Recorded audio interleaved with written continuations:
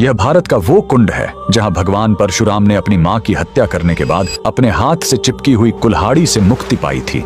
यह कहानी है महान ऋषि जमदग्नि और उनकी पत्नी पतिव्रता रेणुका की। कहते हैं रेणुका हर दिन नदी से कच्चे घड़े में पानी लाती थी और उनके सतीत्व के बल से वह घड़ा टूटता नहीं था। उनके 5 पुत्र थे जिनमें सबसे छोटे थे विष्णु अवतार परशुराम। एक दिन रेणुका ने नदी में कुछ गंधर्वों स्वर्ग के संगीतकार को जल क्रीड़ा करते देखा। उन्हें देखकर एक पल के लिए उनका मन मोह में पड़ गया और उसी क्षण उनके सतीत्व का बल टूटा और कच्चा घड़ा टूट गया। जब वो आश्रम लौटी तो ऋषि जमदग्नि ने अपने योग बल से जान लिया कि उनका मन भटक गया था। वो इतने क्रोधित हुए कि उन्होंने अपने पुत्रों को आज्ञा दी, अपनी मां का वध कर दो। जब चारों बड़े भाइयों ने मना कर दिया तो क्रोधित पिता ने उन्हें तुरंत पत्थर बन जाने का श्राप दे दिया। इसके बाद परशुराम ने पिता की आज्ञा को अपना धर्म समझा। उन्होंने भारी मन से अपनी कुल्हाड़ी उठाई और अपनी ही मां का सिर धड़ से अलग कर दिया। उनकी आज्ञाकारिता से प्रसन्न होकर जमदग्नि ने वरदान मांगने को कहा। परशुराम ने तुरंत अपनी मां को फिर से जीवित करने और साथ ही पत्थर बन चुके अपने चारों भाइयों को भी मुक्त करने का वर मांग लिया। सब फिर से जीवित हो गए, मानो कुछ हुआ ही ना हो। लेकिन कहानी यहीं खत्म नहीं हुई। मात्र हत्या का पाप उस कुल्हाड़ी पर एक दाग की तरह चिपक गया और वो उनके हाथ से अलग ही नहीं हो रही थी।